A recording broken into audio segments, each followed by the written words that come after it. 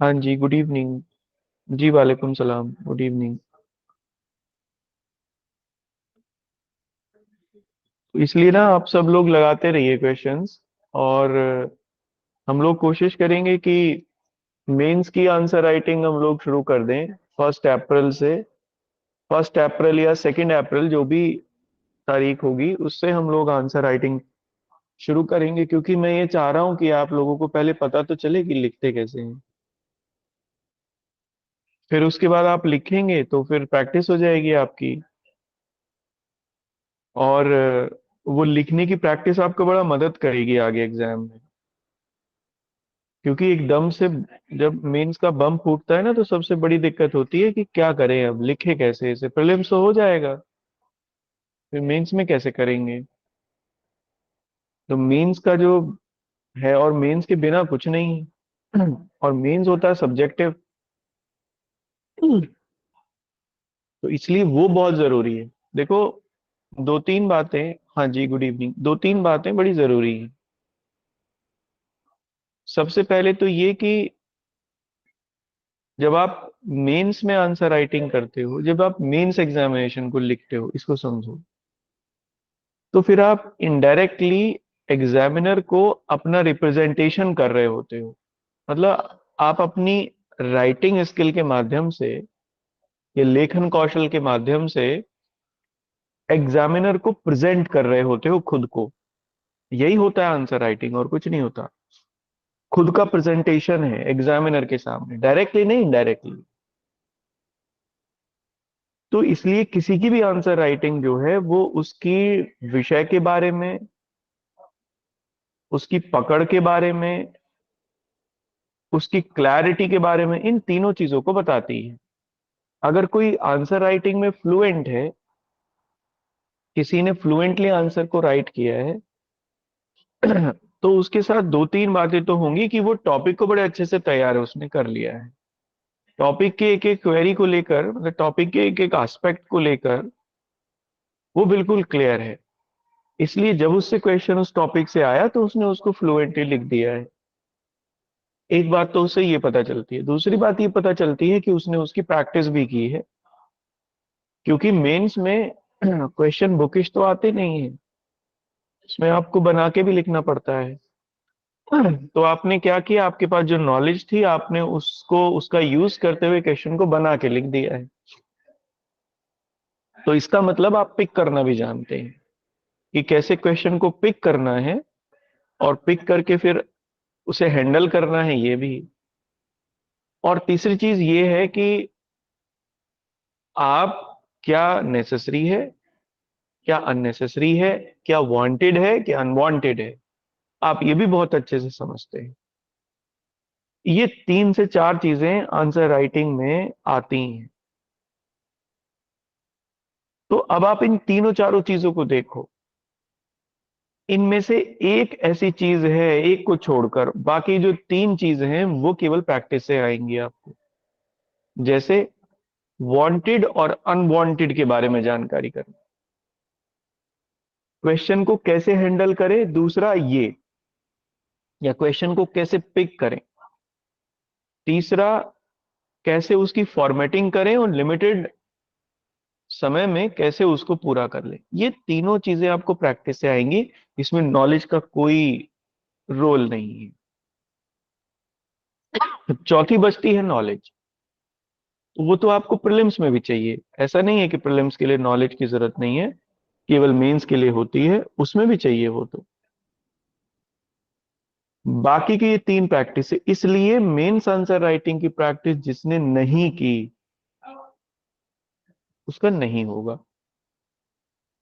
बड़ा फैक्ट है, इसमें कोई दो राय नहीं। क्योंकि हो ही नहीं पाएगा, पेपर ही पूरा नहीं होगा। इसलिए उसको भी आप फोकस करिए। बिना उसके करे काम चलेगा ही नहीं। प्रीलिम्स में अगर हम लोगों ने कर भी लिया तो फिर क्या ही करेंगे, क्या ही कर लेंगे। मेंस में घर आ जाएंगे, या ज्यादा से ज्यादा पहुंचेंगे, इंटरव्यू तक पहुंच जाएंगे, उसके बाद आ जाएंगे। क्योंकि वो जो मेंस के मार्क्स हैं वही सब कुछ डिसाइड करने वाले हैं। जिसके पास मेंस में अच्छे मार्क्स आ जाते हैं उसे इंटरव्यू में भी कोई समस्या नहीं होती। तो फोकस उसी को करिए। और वहां मेंस में क्या चीज होती है, तो तीन बातें तो मैंने आपको ये बताई जो कि प्रैक्टिस से आएंगी, और चौथी है नॉलेज। तो जब आप पढ़ रहे हो तो नॉलेज तो गेन कर ही रहे हो, इसमें तो कोई दो राय नहीं है। जैसे उससे प्रैक्टिस में भी लेके आना शुरू करिए, तो फिर वो प्रैक्टिस में आएगा प्रैक्टिकल से। तो प्रैक्टिकल यही है कि आप सॉल्व करिए क्वेश्चंस को, प्रीलिम्स भी मेंस भी दोनों सॉल्व करिए। इसीलिए मैं ये कहता हूं कि जब भी मैं कोई टॉपिक आपको कराऊं तो उसके प्रीवियस ईयर उठा लीजिए। घटना चक्र मैंने इसीलिए बताया, कुछ लोग घटना चक्र को हवा बना के रखा हुआ है उन्होंने, उनके हिसाब से पेपर घटना चक्र से ही आना है, जबकि ये एक बहुत बड़ी भ्रांति है। ऐसा नहीं होना है। केवल 10 to 15% क्वेश्चन मिलेंगे, इसके अलावा नहीं मिलेगा। 20 मिल सकते हैं, इससे ज्यादा नहीं। तो उसको तो केवल इतना करना है आपको जिससे आपकी प्रैक्टिस हो जाए, आपका कॉन्फिडेंस बिल्डअप हो जाए, आपको क्लियर चीजों में क्लैरिटी आ जाए कि हाँ टॉपिक में हम लोगों ने ये सीखा है, इसमें हम लोग इतना कर पा रहे हैं, कितना और सीखने की जरूरत है। ये दो तीन चीजें। और मेंस की आंसर राइटिंग में ये आपको जम जाए बात कि कैसे लिखना है। क्वेश्चन देखते ही आपके दिमाग में तुरंत उसकी एक फॉर्मेटिंग आ जाए कि हाँ इसमें ये लिखा जाएगा, ऐसे ऐसे लिखा जाएगा, दैट्स इट। जिससे फिर कलम आपकी चलनी शुरू हो जाए तुरंत, और वो सीक्वेंस में चले आगे। तो ये सब कर लीजिए, इसकी तरफ भी ध्यान दीजिए, ये बड़ा जरूरी है ना। चलिए हम लोग शुरू करते हैं। देखो, पिछली क्लास में हम लोगों ने डलहौजी को हम लोग देख रहे थे, और हमने लास्ट लैब की उनकी पॉलिसी भी देखी, क्योंकि लास्ट लैब की पॉलिसी की वजह से बहुत तेजी से प्रसार हुआ, एक्सपेंशन हुआ ब्रिटिशर्स का इंडिया में। डलहौजी ने ही इसे शुरू किया। इसके पीछे दो तीन रीजन भी मैंने आपको बताए। एक रीजन तो यही था कि इंग्लैंड में इंडस्ट्रियल रिवॉल्यूशन बड़े लेवल पर हो गई थी, तो उनको फूड स्टफ्स चाहिए था, इंडिया से फूड आर्टिकल्स चाहिए थे। और बना बनाया वहां जो मशीन मेड गुड्स है, उसके लिए बाजार चाहिए था, उसको खपाने के लिए भारत में। तो इसलिए तेजी से एक्सपेंशन करना था, एक रीजन तो ये था। दूसरा रीजन ये था कि डलहौजी खुद ही एक बहुत बड़े एक्सपेंशनिस्ट थे। एक प्रसारवादी नीतियों में एक्सपेंशन की जो पॉलिसीज हैं उनमें वो ध्यान मतलब देते थे, उनको वो ज्यादा पसंद थी चीजें। भारत में कोई शक्ति बचा नहीं था, तो वो ये चाहते ही नहीं थे कि राजे रजवाड़ों को अब अपने सर पे बिठाया जाए। वो ये चाहते थे कि राजे रजवाड़ों को अब समाप्त करके ब्रिटिश पार्लियामेंट का जो रूल है उसे यहाँ पर लागू किया जाए, दैट्स इट। इसके लिए उन्होंने लास्ट लैब को लागू किया भारत में, लास्ट लैब की पॉलिसी को शुरू किया। ठीक है, तो आप इसमें हेडिंग डाल लीजिए जो आज क्लास में नए हैं। हम लोग डलहौजी को देख रहे हैं, डलहौजी और उनकी अंतिम गोद की नीति, पॉलिसी ऑफ लास्ट लैप। तो हेडिंग डाल लीजिए डलहौजी एंड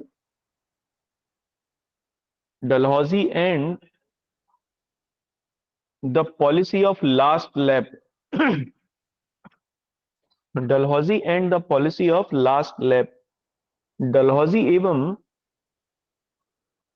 उनकी अंतिम गोद की नीति। डलहौजी एवं उनकी अंतिम गोद की नीति। सर ठीक है ना। आपने एक हेडिंग पढ़वाई थी डलहौजी एवं भारत की विजय, ये वाली तो हो गई थी। क्या हो गई थी? सर डलहौजी की राज्य हड़प एवं अंतिम गोद की नीति, ये हो गई। आपने लास्ट हेडिंग क्या पढ़वाई थी लिखवाया था डलहौजी मैंने एवं। इसमें? सर आपने लिखवाया था 1845 ईस्वी तक अंग्रेजों व वे भारत के बड़े राज्य को हड़प लिया, परंतु इस समय तक अनेक छोटे राज्य बचे हुए थे। अंग्रेज अब उन्हें अपने साम्राज्य का हिस्सा बनाना चाहते थे, परंतु अंग्रेजों के पास ऐसा करने का कोई नैतिक आधार नहीं था। इसलिए लॉर्ड डलहौजी ने एक नई नीति की शुरुआत की, जिसे कि अंतिम बूथ की नीति के नाम से जाना जाता है। 19वीं शताब्दी की प्रथम शतक तक इंग्लैंड में औद्योगिक क्रांति शुरू होकर अपनी ऊंचाइयों तक पहुंच गई। अब अंग्रेजों को इंग्लैंड में बने सामानों के लिए अधिक बाजार की आवश्यकता थी। अब उन्हें अंग्रेजी उद्योगों की आवश्यकताओं की पूर्ति के लिए अधिक कच्चा माल एवं खाद्यान्नों की आवश्यकता थी। इस प्रकार वे अब भारत में साम्राज्य के प्रसार को अधिक तेजी से पूरा करना चाहते थे। डलहौजी भी अंतिम गोद की नीति के पीछे यही उद्देश्य था। इसके आगे होना है ना। ओके सर, बट आपने नेक्स्ट हेडिंग पढ़वा दी थी। नेक्स्ट हेडिंग क्या थी? सर, डलहौजी एवं भारत की विजय 1848 से 56 तक। हाँ, तो इसी में तो लिखना है ये, अब आगे इसी में आपको आगे लिखना है, ठीक है ना। ओके तो सर। लिखो आप इसको। हाँ राविश, क्या कह रहे थे आप?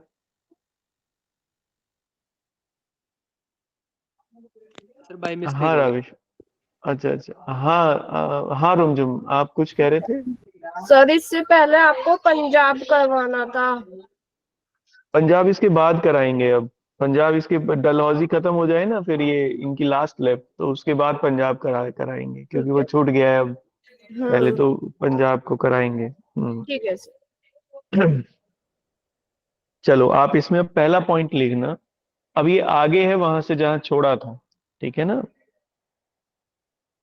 देखो, जब लॉर्ड डलहौजी, अभी जैसे मैंने बताया कि जब लॉर्ड डलहौजी इंडिया आए तो वो पूरे इंपीरियलिस्ट अपने मंसूबों से आए थे कि भाई उनको यहाँ प्रसार ही करना है, एक्सपेंशन ही करना है।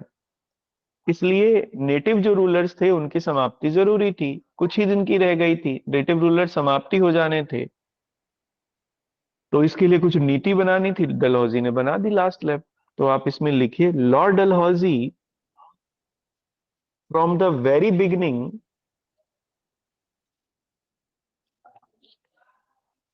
Lord Dalhousie from the very beginning,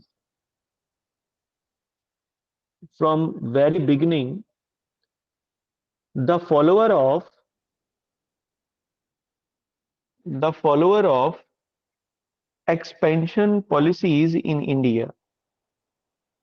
Expansion policies in India.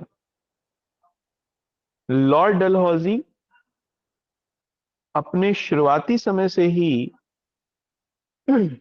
Lord Dalhousie अपने शुरुआती समय से ही भारत में प्रसारवादी नीतियों भारत में प्रसारवादी नीतियों के समर्थक थे। ही डिक्लेयर्ड ही डिक्लेयर्ड, अब ये उन्होंने घोषित किया ना, तो इन्वर्टेड कॉमास में लिखा जाएगा, क्योंकि ये उन्होंने घोषित कर दिया था भारत में आते ही डिक्लेयर्ड, उन्होंने घोषित किया इन्वर्टेड कॉमास में, the extinction of all native states, the extinction of all native state in India is just a question of time. In India is just a question of time. Bharat में भारत में देसी रियासतों की समाप्ति भारत में देसी रियासतों की समाप्ति केवल कुछ समय की ही बात है, केवल कुछ समय की ही बात है। ही एग्रेसिवली, ऐसा लिखना, सो ही aggressively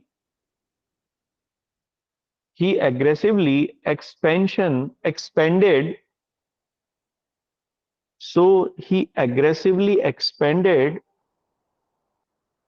expanded the British Empire in India,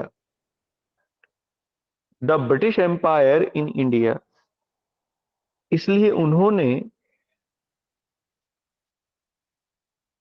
उन्होंने बहुत तेजी से भारत में ब्रिटिश साम्राज्य का प्रसार किया। ही मेड, एंड ये ऐसा लिखना, and for it he made doctrine of lapse doctrine of lapse as major weapon, as major weapon, तथा इसके लिए उन्होंने तथा इसके लिए उन्होंने गोद की नीति को मुख्य हथियार बनाया। गोद की नीति को मुख्य हथियार बनाया। ठीक है ना? अब इसमें था क्या? तो इस डॉक्ट्राइन में ये था कि मान लो किसी राजा के उसका लीगल हायरर नहीं है। लीगल हायरर माने कि उसका अपना बच्चा नहीं है। किसी एडॉप्टेड सन को उसका राज्य ट्रांसफर नहीं होगा, बल्कि वो ब्रिटिश साम्राज्य में मिला लिया जाएगा। जैसे पहले राजाओं में गोद लेने की प्रथा थी, अडॉप्ट कर लेते थे, इसको इन्होंने मना कर दिया कि कोई राजा अडॉप्ट नहीं कर सकता है। अगर किसी का अपना हायरर, कोई अपना लीगल हायरर है तो ही ठीक है, अदरवाइज तो नहीं। लेकिन कुछ मामलों में तो इसको भी समाप्त कर दी गई बात। जैसे अवध के मामले में और भी खराब हुआ। वहां तो लीगल हायरर थे, बिरजिस कादिर अवध के नवाब के बेटे थे और लीगल हायरर थे। तो अवध को हड़पने का अधिकार तो इस नीति से भी नहीं था, लेकिन उसे फिर भी हड़प लिया गया। क्यों? ये बहाना देकर कि राजा जो है वो एडमिनिस्ट्रेशन चलाने में अक्षम है, he is not competent to run the administration, इसलिए अवध को मिला लिया गया। ऑब्जेक्टिव कुछ नहीं था, ऑब्जेक्टिव केवल यही था कि चाहे जैसे भी हो नेटिव रूलर्स को समाप्त करके और एक्सपेंशन किया जाना चाहिए ब्रिटिश एम्पायर का। तो कुछ को तो लास्ट लैप से उन्होंने घेर लिया, और जहां लास्ट लैप लागू नहीं होती थी उन्हें जबरदस्ती छीन लिया गया। यही रीजन बना 1857 का। 1857 का ये तात्कालिक रीजन था, इमिनेंट कॉज था। इमिनेंट कॉज में इसको हम लोग गिनेंगे। मंगल पांडे वाला मामला तो था ही, या मेरठ में जो भी हुआ वो तो था ही, लेकिन इसके अलावा ये एक इमिनेंट कॉज था, क्योंकि डलहौजी के समय में ही वो सब हुआ। डलहौजी के जाते ही हो गया, समय में क्या। लॉर्ड केनिंग आए इनके बाद, और इन्होंने जो परिस्थितियां बना दी थी वो इतनी ज्यादा वोलेटाइल हो गई थी कि इनके जाते ही 1857 का रिवोल्ट हो गया। 856 में ये गए, 757 में हो गया। इसके लिए लास्ट लैप जिम्मेदार थी। तो आप इसमें लिखिए क्या था, पहले तो यही देखेंगे। Under this doctrine under this doctrine इस नीति के तहत when the ruler of A protected state when the ruler of the protected state died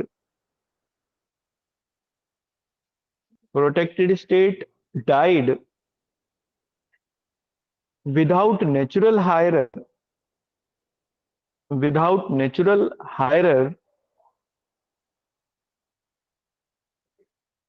his state was his state was being annexed his state was being annexed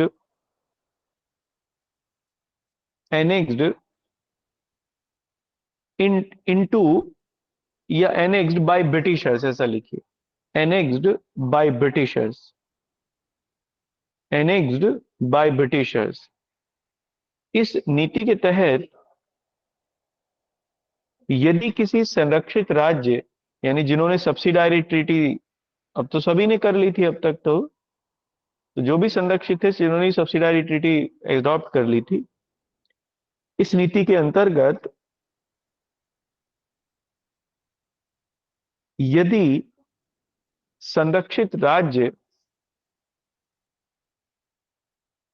के राजा की मृत्यु संरक्षित राज्य के राजा की मृत्यु बिना उसके प्राकृतिक उत्तराधिकारी के हो जाती थी,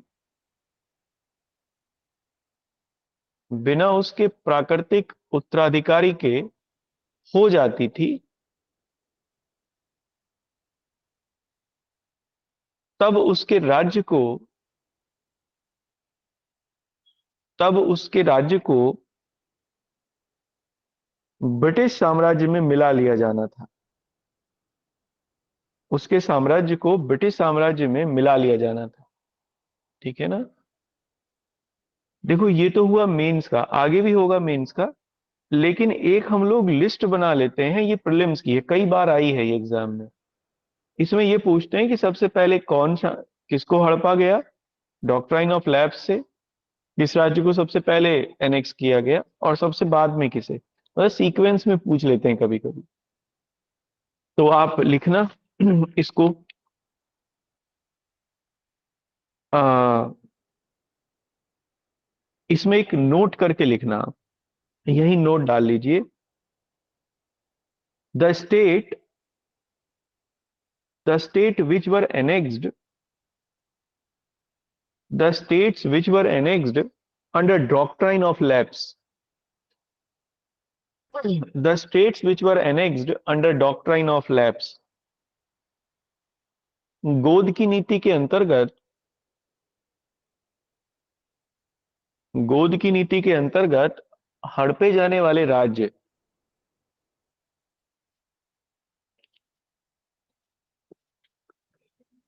ठीक है। सबसे पहले लिखना सतारा, ये सबसे पहला था सतारा, 1848 में, है ना, सबसे पहले हड़पा गया। Next Sambalpur, next Jaitpur,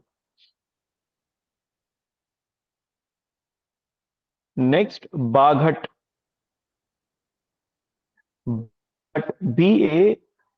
BAGHAT Baghat,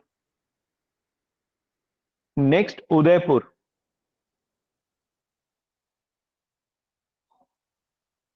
next Jhansi. इसका झांसी का समय लिख लेना 1853 में झांसी, ठीक है ना। नेक्स्ट नागपुर 1854 में, और सबसे लास्ट है करौली, KARAULI करौली 1855 में, ठीक है ना। ये स्टेट थे जो हड़पे गए।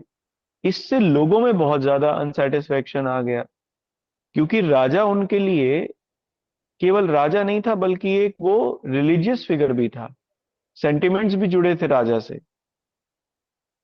और अब वो राजा राजा नहीं रहे, केवल इसलिए क्योंकि उनके कोई नेचुरल हायर नहीं है। तो लोगों में एक विद्रोह की भावना यहां से जरूर आई, एक ये भी इसका रीजन रहा। ठीक है ना, ये कंप्लीट हो गया। अब आप इसमें अगले पॉइंट में लिखना, अगले पॉइंट से देखो। डॉक्ट्राइन ऑफ लैप्स तो उन्होंने ये बना दी, और इसको बनाकर उन्होंने इन राज्यों को हड़प भी लिया। इसके बाद उन्होंने एक और चीज की, उन्होंने ये किया कि जैसे कुछ राजाओं ने, कुछ प्रोटेक्टेड स्टेट थे अंग्रेजों के पहले ही, जिनके राज्य हड़पे जा चुके थे।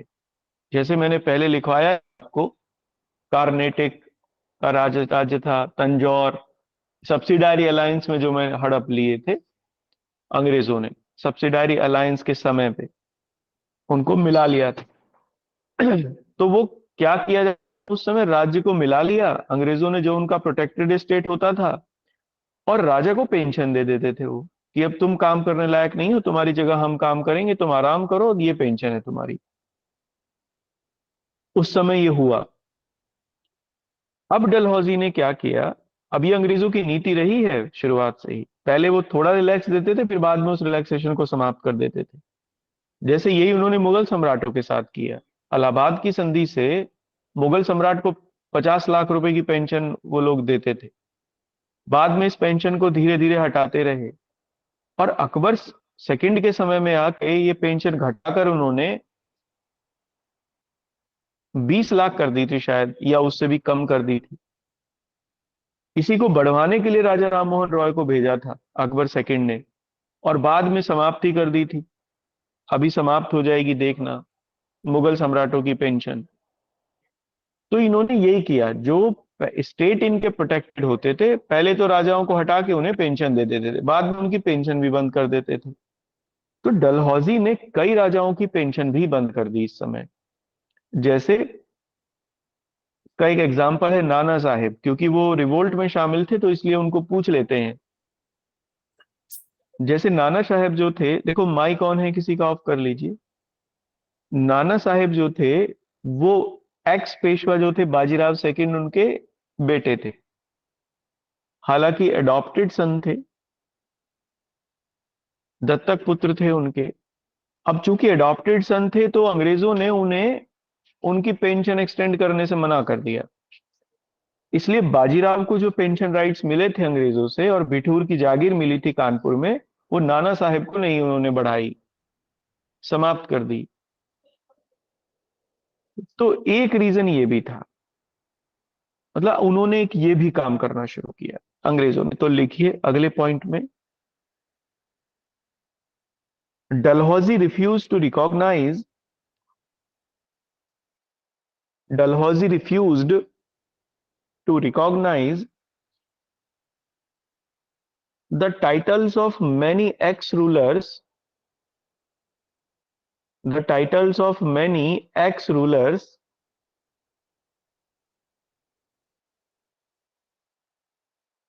and also stopped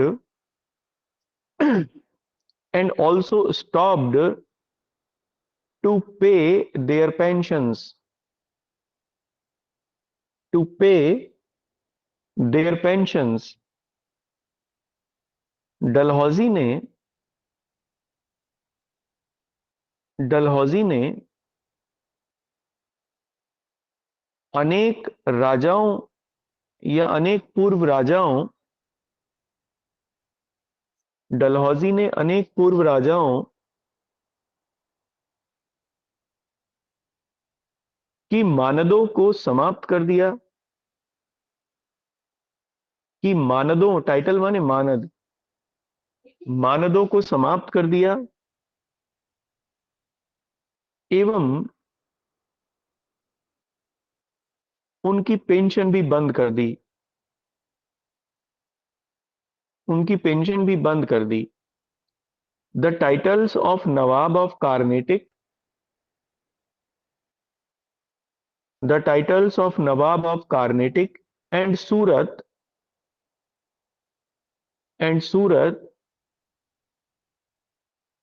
ended and Surat were ended, ऐसा लिखिए। कर्नाटक एवं सूरत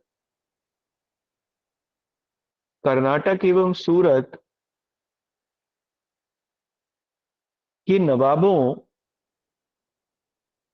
कर्नाटक एवं सूरत के नवाबों के पद समाप्त कर दिए गए।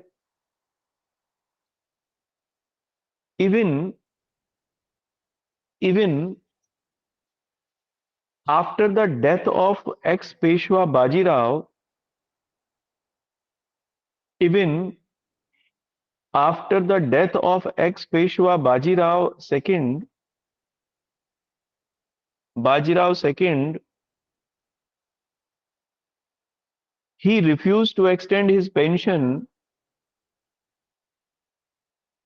He refused to extend his pension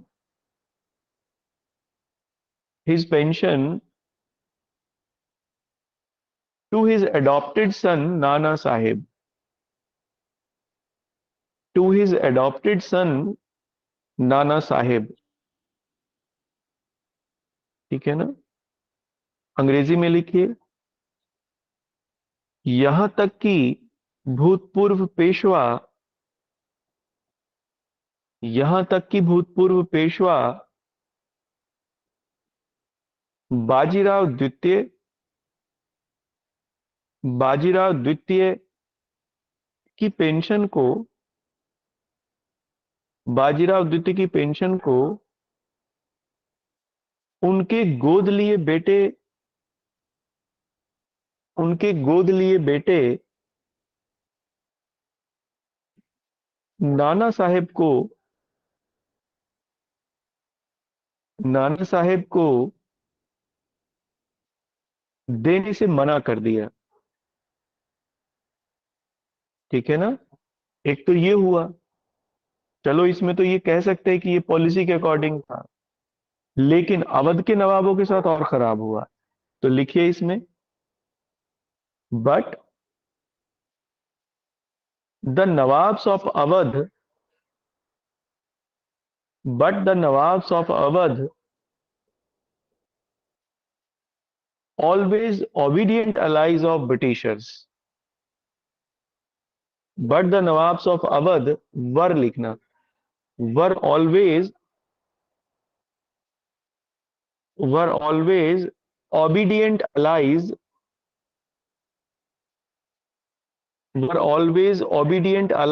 of Britishers. परंतु अवध के नवाब शुरुआत से ही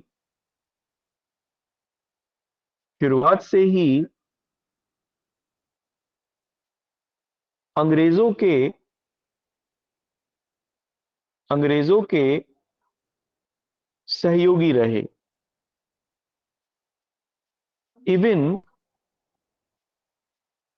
नवाब वाजिद अली शाह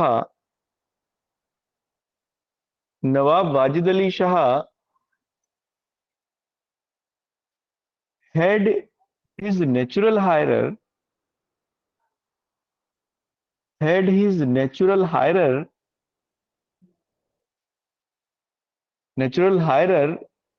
बिरजिस कादिर BIRJIS बिरजिस कादिर QADIR। यहां तक कि यहां तक कि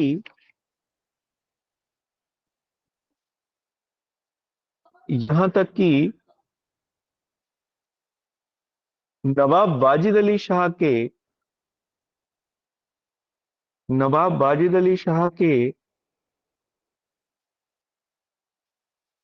उनके प्राकृतिक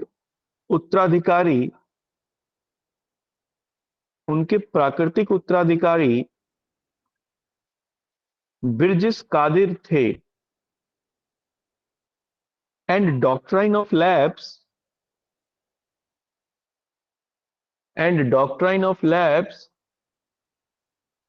could not be applied upon them तथा अंतिम गोद की नीति वहां लागू नहीं की जा सकती थी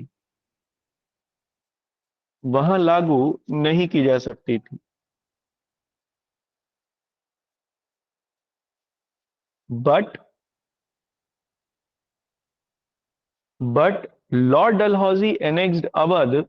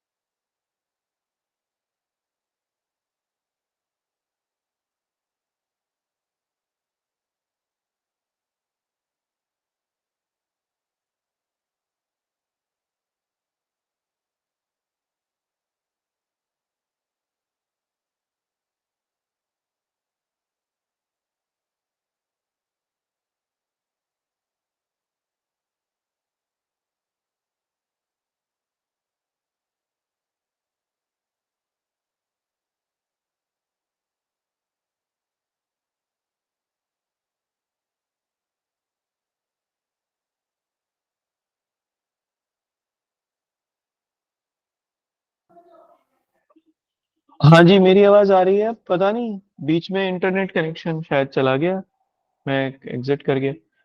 आपको आवाज आ रही है मेरी? हाँ, मैं कहाँ तक आ आपको रही है क्लियर सर। आ रही थी? कहाँ तक क्लियर आ रही थी? सर तथा अंतिम गोद की नीति वहां लागू नहीं की जा सकती थी। है ना? हाँ, फिर भी उसे एनेक्स कर लिया गया, है ना? तो लिख लीजिए, बट इट वॉज एनेक्स्ड, परंतु इसे हड़प लिया गया। ठीक है ना? और इसके पीछे रीजन मैं बता रहा था आपको कि क्या रीजन थे। तो रीजन यही था इसका कि फूड ग्रेन यहाँ से अच्छे खासे मिल सकते थे, अवध से, इसी रीजन से। और दूसरे कपास खूब मिल सकती थी। तीसरे एक बड़ा बाजार भी था, अवध सबसे बड़ा सूबा था जिसमें बहुत लोग रहते थे, तो एक मार्केट पोटेंशियल भी था इसका मशीन मेड गुड्स के लिए। तो इस सब के कारण इसे हड़प लिया गया। तो लिखिए इस बात को, बट द रियल रीजन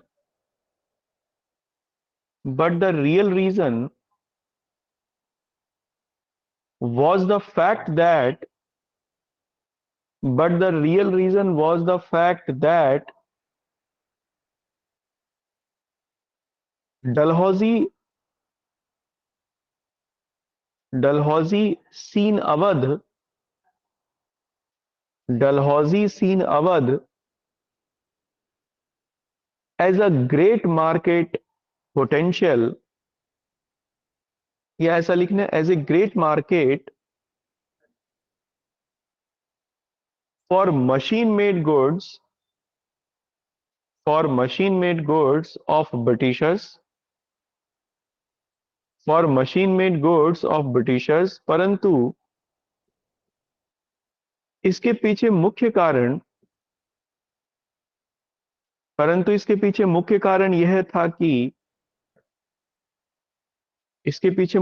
यह था कि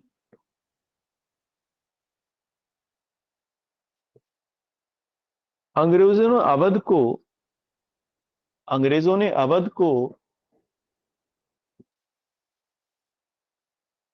ब्रिटिश सामानों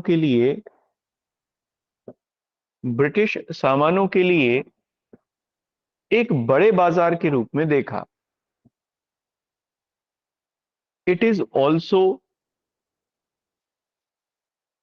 also largest producer of food grains and and cotton, तथा इसी के साथ यह खाद्यान्न एवं कपास के उत्पादन का भी केंद्र था। सो सो डलहौजी एनेक्स्ड अवध सो डलहौजी एनेक्स्ड अवध इसलिए डलहौजी ने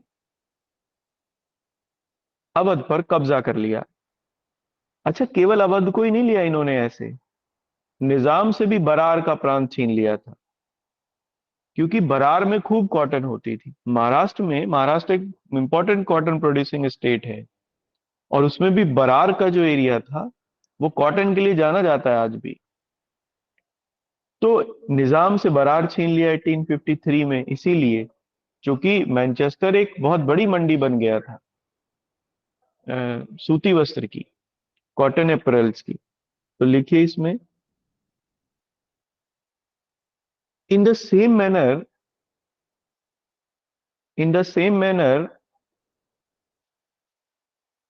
Barar was snatched in the same manner Barar was snatched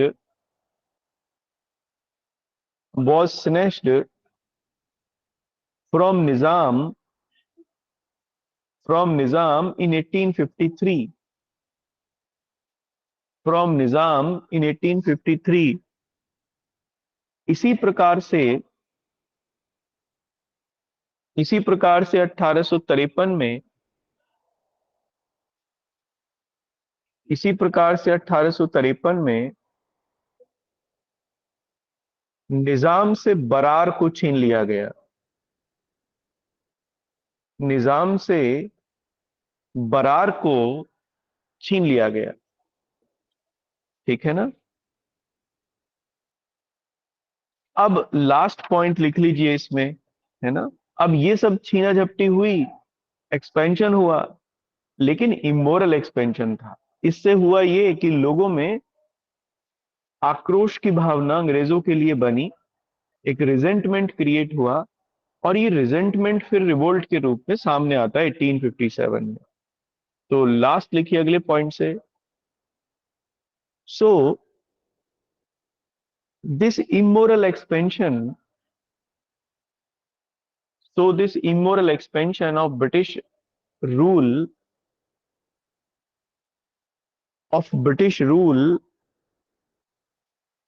create a resentment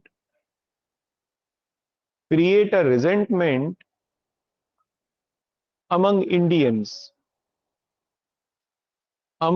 Indians, इस प्रकार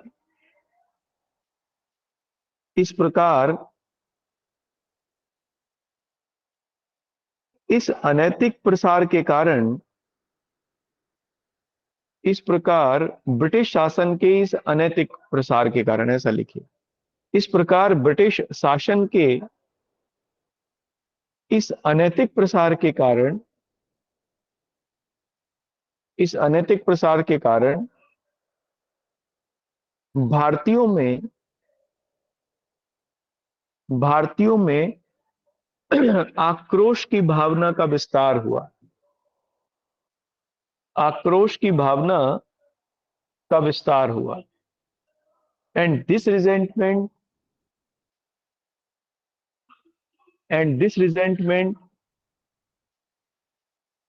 came into the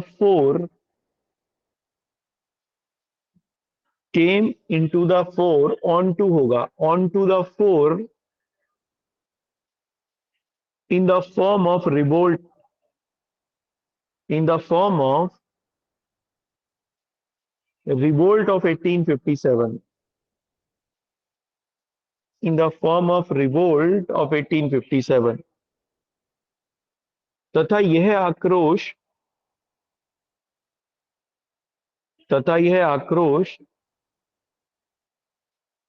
1857 के विद्रोह के रूप में,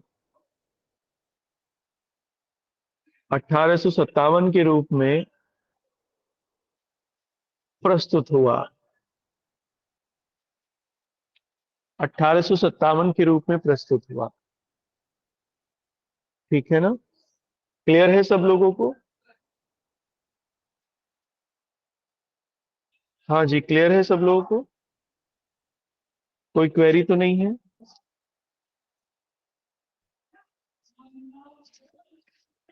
हाँ जी, सबको क्लियर है? चलिए ठीक है। ये डलहौजी और उसकी लास्ट लैब कंप्लीट हुई। अब जिन लोग वो छूट गया था ना हमारा पंजाब, मुझे ये याद रहा कि शायद मैंने एंग्लो सिख वॉर आपको करा दिया था, पंजाब का कॉन्क्वेस्ट, लेकिन वो हुआ नहीं। मैंने समझा दिया था लेकिन वो लिखवाया नहीं, ऐसा कुछ है। तो मैं उसे समझा भी देता हूँ, अब वो लिखवा भी देता हूँ। तो ये एक पेज आप ऐसा करिए, ये अलग से इस पेज को आप लिख लेना और बाद में अपने नोट्स में इसे चिपका लेना, और इसे सिंध के आसपास चिपकाना, कॉन्क्वेस्ट ऑफ सिंध और पंजाब, क्योंकि ये लगभग एक ही समय में हुआ। आपस में ये जुड़ी हुई बातें थी दोनों, सिंध और पंजाब का कॉन्क्वेस्ट। ठीक है। देखो पहले इसको समझो। 1839 में रंजीत सिंह की डेथ हो गई, महाराजा रंजीत सिंह की। तब तक अंग्रेजों के साथ संधि थी पंजाब की, और पंजाब एक बफर स्टेट के रूप में था। अंग्रेजों ने पंजाब को एक बफर स्टेट के रूप में बनाए रखा, अंग्रेजी राज्य के बीच में और अफगानिस्तान के बीच में एक बफर स्टेट के रूप में काम किया इसने। लेकिन जब अफगानिस्तान में अफगानिस्तान में रशिया का प्रसार होना शुरू हो गया सेंट्रल एशिया में। अब अंग्रेजों को बड़ी चिंता हुई। अगर अफगानिस्तान में रशिया आ जाता तो फिर अंग्रेजी साम्राज्य को यहां पर एक चुनौती मिलती, एक चैलेंज हो जाता उनके सामने। तो उन्होंने ये सोचा कि अफगानिस्तान में रशिया से पहले अंग्रेज पहुंच जाएं और वहां अपने को स्टैब्लिश कर लें, जिससे डायरेक्ट जो चैलेंज है वो ब्रिटिश इंडियन एम्पायर को नहीं होगा। अब अफगानिस्तान तक पहुंचने के लिए पंजाब बीच में था, पंजाब को मिलाना था अपने में, तो वो मौका ढूंढ रहे थे। रणजीत सिंह की डेथ हो गई 1839 में, मौका मिल गया। रणजीत सिंह के रणजीत सिंह ने 4 शादियां की थी शायद। उनके बड़े बेटे थे शेर सिंह, जोरावर सिंह, ऐसे कई सारे बेटे थे उनके, लेकिन योग्य नहीं थे। सबसे छोटा बेटा उनका दलीप सिंह था, जो रानी जिंदन, जो उनकी सबसे छोटी पत्नी थी, उनका बेटा था वो। रानी जिंदा भी उन्हें कहते हैं, जिंदा या जिंदन, जो भी। अंग्रेजी में जिंदन कहते हैं, हिंदी में जिंदा कहते हैं। खूबसूरत महिला थी अपने समय की। रंजीत सिंह की उनके साथ शादी जब हुई तो रंजीत सिंह की उम्र 60 साल से ज्यादा थी, और रानी जो जिंदा थी वो, उनकी उम्र बहुत कम थी, 20 ईयर्स या उससे भी कम शायद, जब उनकी शादी हुई। इसलिए रंजीत सिंह सबसे ज्यादा उनके ऊपर भरोसा करते थे। प्रशासन में भी रानी जिंदा का हस्तक्षेप था रंजीत सिंह के समय में ही। अब जो सिख आर्मी थी वो सबसे पावरफुल आर्मी थी। रंजीत सिंह ने सिख आर्मी को बहुत पावरफुल बना लिया था। तो रंजीत सिंह की डेथ के बाद रानी जिंदा को यह लगा कि उनकी जो स्थिति है, मतलब जो शक्ति है, वो उनके हाथ में नहीं है, वो सिख आर्मी के हाथ में है। और वो ऑटोनॉमसली काम भी करती थी सिख आर्मी। इसलिए रानी जिंदा ने ये सोचा कि अगर सिख अपनी मजबूती अगर बना के रखनी है पंजाब में, तो सिख सेना की शक्ति को कम करना पड़ेगा। अब वो डायरेक्ट तो कर नहीं सकती थी, तो उन्होंने एक तरकीब सोची। उनके 2 फेवरेट पर्सन्स थे, लाल सिंह और तेज सिंह। एक प्राइम मिनिस्टर था इनमें से, एक डिफेंस मिनिस्टर था। ये इनके फेवरेट पर्सन्स थे। दोनों को इन्होंने अपनी तरफ मिलाया और मिला के ये कोशिश की कि सिख आर्मी की शक्ति कम हो। कैसे हो? अंग्रेजों से लड़वा दो, दोनों आपस में लड़ेंगे, अंग्रेज जीत ही जाएंगे, सिख आर्मी की शक्ति कम हो जाएगी, तुम्हारी स्थिति मजबूत बनी रहेगी। इसलिए सिख आर्मी फिर तुम्हारी कहना मानेगी, तुम्हारे कहने में रहेगी, आपकी स्थिति को कोई परेशानी नहीं होगी। ऐसा इन्होंने सोचा। लेकिन ये भूल गए कि अंग्रेज क्या सोच रहे थे। वो चाहते ही थे ऐसा मौका कोई मिले। इसलिए इन्होंने एक ऐसी अफवाह बनाने की कोशिश की राज्य में कि अंग्रेज जो है वो युद्ध करना चाहते हैं। रानी जिंदा ने ही ऐसी कोशिश की। सिख आर्मी तैयार हो गई। फिरोजपुर में कैंट था सबसे बड़ा सिख आर्मी का। तो ऐसे ही जो उस समय कमांडर थे, लॉर्ड गफ थे, उस समय जो ब्रिटिश फौज के कमांडर थे, लॉर्ड गफ। तो एक अफवाह फैल गई कि जो लॉर्ड गफ हैं, वो जिंदा नहीं फैलाई कि लॉर्ड गफ जो है वो फिरोजपुर कैंट पर हमला करने के लिए आ रहे हैं। सिख सेना भी तैयार हो गई और सतलज नदी के किनारे दोनों में युद्ध हो गया, फर्स्ट एंग्लो सिख वॉर। इसमें सिख सेना की हार हुई। बहुत मजबूती से वो लड़े लेकिन हार गए, क्योंकि उनके कोई भी अधिकारी उनका उनके साथ नहीं था, ना डिफेंस मिनिस्टर ना प्राइम मिनिस्टर, सब भाग गए। तो उनकी हार हुई। और 1846 में बैटल ऑफ सबराओ, बड़ी फेमस बैटल है वो, बैटल ऑफ सबराओ में उनकी हार हुई। और 1846 में एक ट्रीटी साइन हो गई, ट्रीटी ऑफ लाहौर, अंग्रेजों से। इसमें कश्मीर को इनसे छीन लिया गया पंजाब से। अंग्रेजों ने कश्मीर ले लिया और कश्मीर लेके इसे गुलाब सिंह को दे दिया 50 लाख रुपए में। यहां से शुरू होती है कश्मीर की कहानी। गुलाब सिंह के ही बेटे थे हरि सिंह, जिन्होंने एनेक्सेशन साइन किया इंडिया से। गुलाब सिंह पहले रंजीत सिंह के अंडर में काम करते थे, इंपॉर्टेंट रूलर थे। रंजीत सिंह की गुलाब सिंह की बड़ी इज्जत करते थे रंजीत सिंह। डोगरा रूलर थे, डोगरा राजपूत रूलर थे वो, गुलाब सिंह। तो 50 लाख में कश्मीर गुलाब सिंह को दे दिया अंग्रेजों ने, और जो पंजाब आर्मी है उसकी स्ट्रेंथ को उन्होंने घटा दिया। मतलब ये सब ट्रीटी साइन हुई, एक लाहौर में रेजिडेंट भी रहने लगा, वही जो सब्सिडायरी पॉलिसी में करते हैं। लेकिन सिख आर्मी अभी भी अपनी हार नहीं मानी थी, उन्होंने वो लगातार प्रयास कर रहे थे। इसलिए 2 साल बाद ही 1848 में फिर से युद्ध छिड़ गया, सेकेंड एंग्लो सिख वॉर। और उसमें कुछ बैटल्स बड़ी इंपॉर्टेंट है, जैसे इनमें किलियावाला की बैटल बड़ी इंपॉर्टेंट है, बैटल ऑफ किलियावाला। और फिर उसके बाद बैटल ऑफ गुजरात 1849 में। ये गुजरात गुजरात नहीं है, ये गुजरात पंजाब में ही एक जगह है, वहां थी, कोई गांव था कोई, ये गुजरात जहां पर ये लड़ाई लड़ी गई। तो 1849 में पूरी तरीके से हार गए। 1849 में डलहौजी आ गए थे। तो जब हार गए तो डलहौजी का तो आपको पता ही है, अभी पढ़ाया ही है, डलहौजी क्यों पंजाब को अलग छोड़ते। उन्होंने 1849 में पंजाब को अपने अंडर में कर लिया, और रानी जिंडा को पहले तो जेल में डाल दिया गया था, बाद में इन्हें छोड़ दिया गया। और इनके जो बेटे थे दिलीप सिंह, क्योंकि यही रूलर थे दिलीप सिंह, 7 या 8 साल के थे, इन्हें पढ़ने के लिए इंग्लैंड भेज दिया। रानी जिंडा भी इंग्लैंड चली गई इनके साथ में, बाद में वहीं शायद उनकी डेथ भी हुई है। दिलीप सिंह की पढ़ाई वगढ़ाई वहीं हुई, इंग्लैंड में ही। पहले उन्होंने क्रिश्चियनिटी अडॉप्ट कर ली थी वहां पर, लेकिन बाद में फिर वो जब पढ़ लिख के इंडिया आए तो फिर से उन्होंने सिखिज्म को अडॉप्ट किया। और पटियाला पेप्सू जो स्टेट है, आपने का अगर पढ़ा हो इतिहास को, उसको कॉन्स्टिट्यूशन को थोड़ा ठीक से, तो उसमें पेप्सू स्टेट के नाम से एक स्टेट था, इंडिपेंडेंट स्टेट। पटियाला की रियासत और कई सारे छोटी छोटी रियासतों को मिलाकर।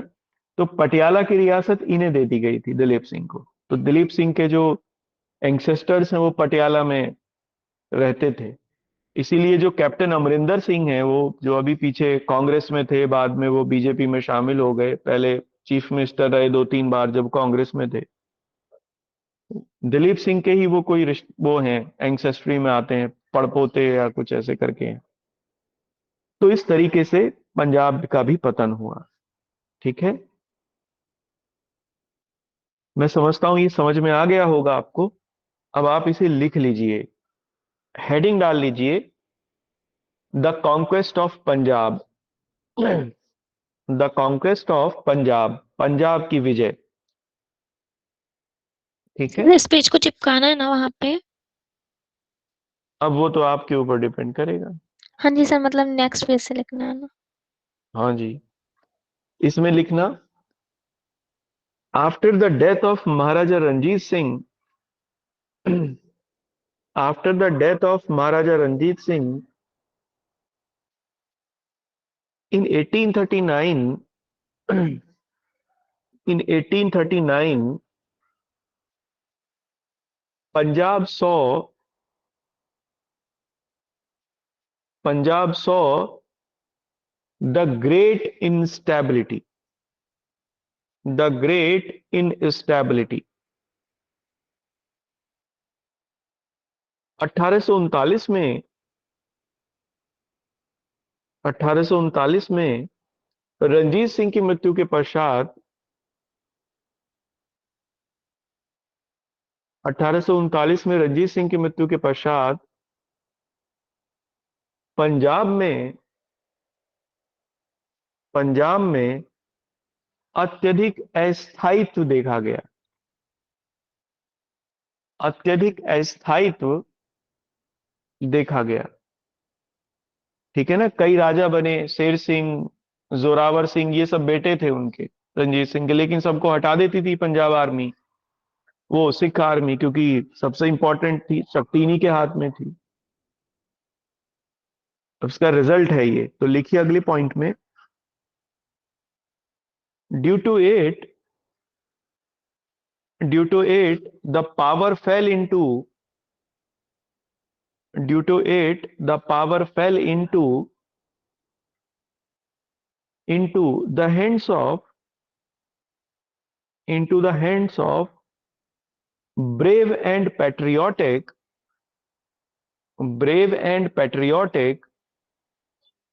Punjab army, brave and patriotic Punjab army, जिसके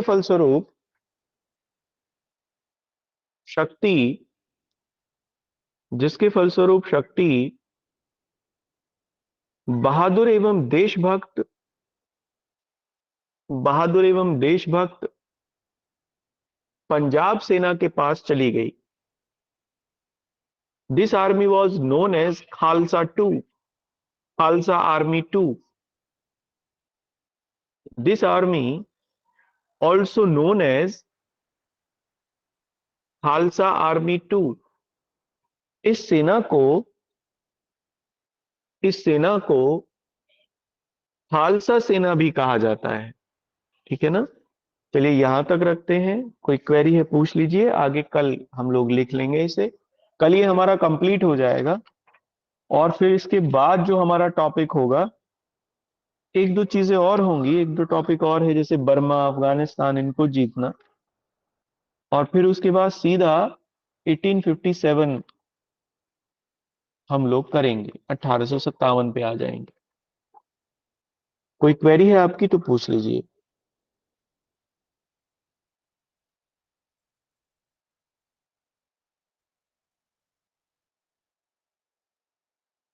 चलिए ठीक है, फिर सर कल मिलते ये हैं।